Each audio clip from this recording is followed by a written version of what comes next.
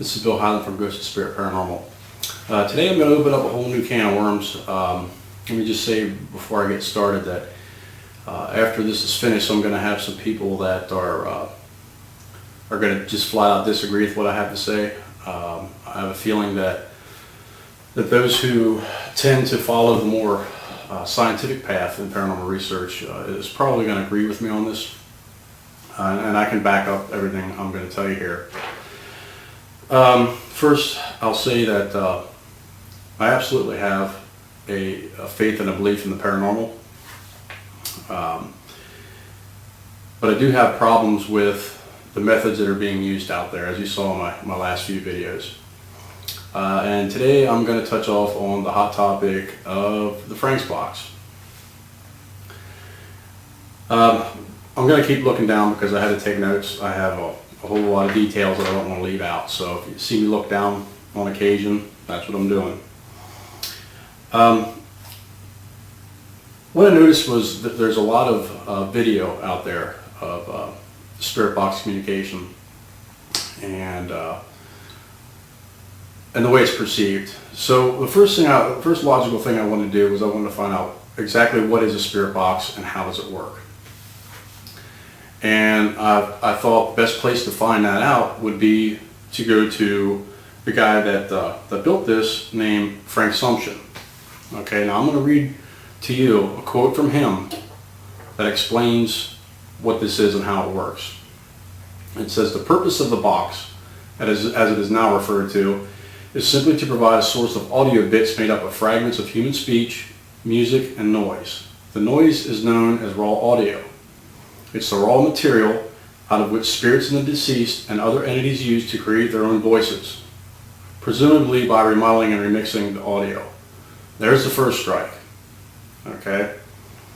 He was just presuming that this is the way it works. By remodeling and remixing the raw audio to make the various noise fragments from words and voices of their choosing. In the box, the raw audio is created by sweeping the tuning of radio electronically across its band or tuning range. The resulting bits of speech, music, and noise are the raw audio. Radio is simply a convenient source of raw audio. However, that's only a guess as to how the box works.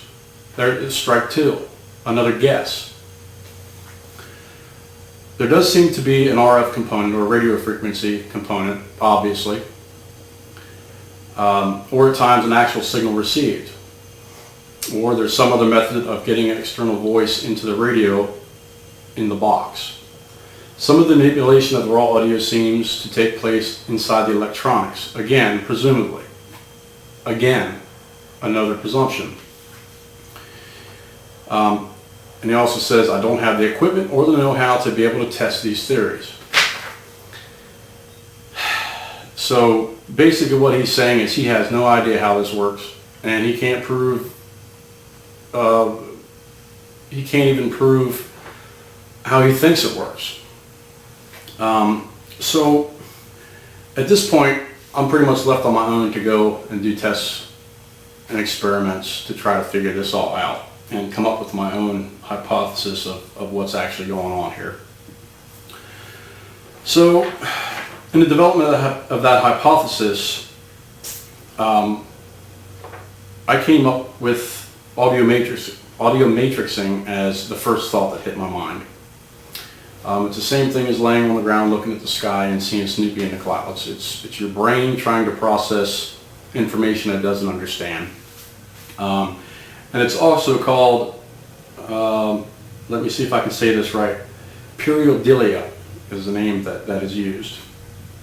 And you got to understand that the Frank's box is a radio, and it receives radio frequencies, which means it's going to pick up human voices that are being broadcast over the airwaves. Okay. So the first thing I need to do is understand the fundamental sciences behind the radio and how it works. Okay. So I did some digging into that, some research, and I got a pretty good idea looking across the electromagnetic spectrum of what frequencies that radios are that can receive and that type of thing. So I got a pretty good idea of how radio works. I think everybody does. So then I started making observations. And in a lot of these observations, I noticed one thing, that when people post these videos of these presumed communications through the spirit box, a lot of times people will add words to the video, and I'm no different. I'm as guilty as anybody. And in fact, the thinking behind this is that we're trying to help other people hear what we hear. And in reality, what we're doing is we're just reinforcing this audio matrixing by doing this. So I made that observation. And then what I had to do is I had to make predictions of what I think would happen during these tests, which I wrote down on paper. I also went online to find other resources and other hypotheses out there to explain this, to use as comparisons to see if I can get the same results from multiple sources. So when I did my tests, the first test I used the PSB7 spirit box. Okay, everyone knows what this is. Basically what I did was I took 5 questions. What's your name? How old are you? How did you die? Where did you live? What year is it? I used those 5 questions with 10-second intervals and asked those same questions over and over and over for 15 minutes. And in those 15 minutes, I got 5 responses that could be plausible communications that sounded like words to me. Anywhere from names or numbers and that kind of thing. So I took those results and I wrote them all down, and then I got a second piece of equipment. Now this is a Sony Walkman, and what makes this unique as a tool is that this has the ability to scan UHF and VHF TV channel bands. Now, since television went digital, these airwaves aren't used anymore to broadcast on. So you've got nothing on here but straight static, which is supposed to be one of the building blocks for EVPs and spirit box communication. I took those same 5 base questions, read them over and over and over, 10-second intervals for 15 minutes. Not one syllable. Nothing. Not a peep, not a dash, not a dot, nothing but static. So I asked myself at that point, what's different? Well, the obvious difference is the radio signals being received by the spirit box or the PSB7. So this is another reinforcing belief on my part that audio matrixing is taking place. Let me see. And what I have is I did a little experiment to prove and to show you how audio matrixing works. This first video, you're going to hear a song. Okay. I want you to listen to this audio clip and watch the video. And even though most of us aren't going to understand a single word that's said because it is in a foreign language, just bear with me here and listen to the whole thing.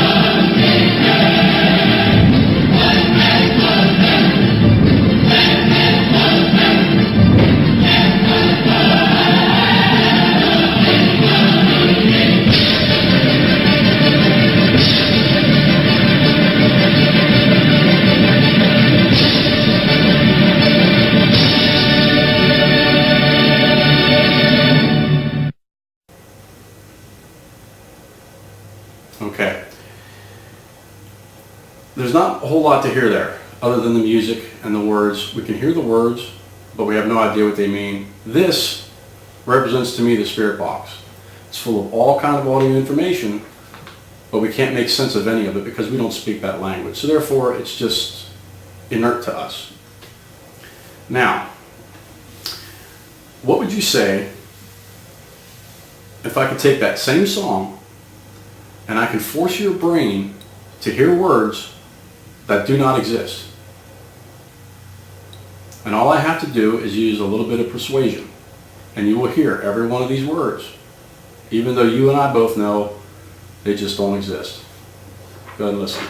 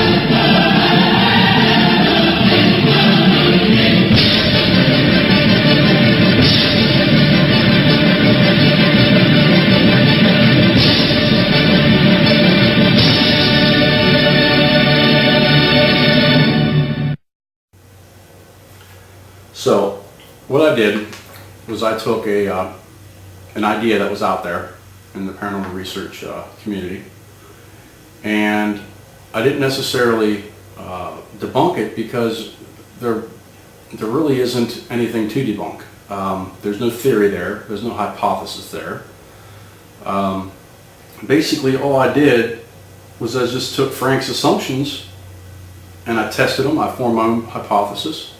I created a theory as to why these things happen in a reasonable and logical fashion. And I just don't think that there's anything there. So from this point on, I am just going to have to take the spirit box for what I know that it is. And it's not going to be much use to me anymore because I have a pretty good idea of what this is. And it kind of breaks my heart because, you know, it's one of those things where I'm fighting myself. You know, boy, you know, how can this be true? It can't be. It can't be. In fact, I even had a little internal argument with myself.